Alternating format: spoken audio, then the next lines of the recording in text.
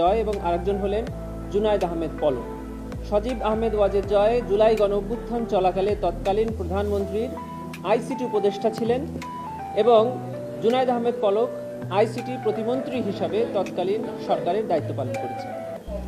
আমরা চার্জ গঠনের শুনানিতে বলেছি যে জুলাই গণঅভ্যুত্থান চলাকালে সরকার পরিকল্পিতভাবে ইন্টারনেট সেবা প্রথমে স্লো করে দিয়ে এবং পরবর্তীতে সম্পূর্ণরূপে বন্ধ করে দিয়ে এই আন্দোলনে যারা ছাত্র জনতা নিরীহ নিরস্ত্রভাবে শান্তিপূর্ণ আন্দোলন করছিল তাদের উপরে মানবতা বিরোধী অপরাধ পরিচালনা করেছে এবং সেই তথ্য দেশে এবং দেশের বাইরে যেন মানুষ জানতে না পারে সেই জন্য পরিকল্পিতভাবে ইন্টারনেট বন্ধ করেছে।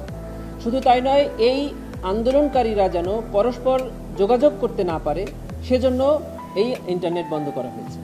এর প্রমাণ হিসাবে আমরা এই আসামিদের নিজস্ব কথোপকথন ট্রাইব্যুনালে জমা দিয়েছি, যেটি সরকারি প্রতিষ্ঠান এনটিএমসি কর্তৃক রেকর্ড করা হয়েছিল, যেটি তৎকালীন সরকার রেকর্ড করতেন তাদের প্রয়োজনে, কিন্তু আজকে তাদের রেকর্ড করা ডকুমেন্ট আমরা হাতে পেয়েছি এবং ট্রাইব্যুনালে জমা দিয়েছি।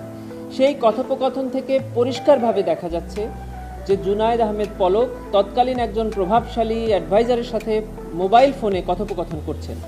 কথোপকথনে বলছেন যে 8টি অ্যাপস অর্থাৎ অ্যাপ্লিকেশনস চিহ্নিত করা হয়েছে যেটি সামাজিক যোগাযোগ মাধ্যমে ব্যবহৃত করা হয় এবং 8টি বন্ধ করে দেওয়ার ডিসিশন হয়েছে এবং এই ব্যাপারে ওনারা আইসিটি অ্যাডভাইজার অর্থাৎ এই মামলার অন্যতম আসামি সজীব আহমেদ ওয়াজেদ জয় সাহেবের সাথে কথা বলেছেন। আমি ছোট্ট একটি লাইন আপনাদের সামনে, যেটি ট্রাইব্যুনালে আমরা পড়ে শুনিয়েছি, পুরো কথোপকথনটাই তার একটি লাইন আমি আপনাদের সামনে জানাচ্ছি। এখানে অ্যাডভাইজারের উল্লেখ করে অর্থাৎ জনাব সজীব আহমেদ ওয়াজেদ জয়ের উল্লেখ করে উনি বলছেন, জয় সাহেব বলেছেন, এখন উনি বলেছেন তুমি রেডি থাকো তোমার পসিবল সব কিছু সক্ষমতা নিয়ে, যখন মা বলেন সিগন্যাল ইয়েস তখন ওপেন, যখন বলবে নো তখন ব্লক, এই বন্ধ। এরকম অসংখ্য কথোপকথন থেকে দেখা যায় যে তৎকালীন সরকারের এই দুজন দায়িত্বশীল ব্যক্তি যারা এই মামলার আসামি তারা পরিকল্পিতভাবে এই গণঅভ্যুত্থানে নিরীহ নিরস্ত্র ছাত্র জনতার উপরে নির্যাতন এবং নিপীড়ন চালানোর উদ্দেশ্যে ইন্টারনেট পরিষেবা বন্ধ করেছিলেন। শুধু তাই নয়, তারা তৎকালীন সরকারকে ক্ষমতায় টিকিয়ে রাখার জন্য শেষ পর্যন্ত 5ই আগস্ট পর্যন্ত এই ইন্টারনেট বন্ধ রেখেছিলেন। এই ইন্টারনেট বন্ধ রাখার জন্য সরকারি চিঠি নথি উপাত্ত আমরা সবই ট্রাইব্যুনালে জমা দিয়েছি। আজকে প্রসিকিউশনের পক্ষ থেকে চার্জ হিয়ারিং সমাপ্ত হয়েছে।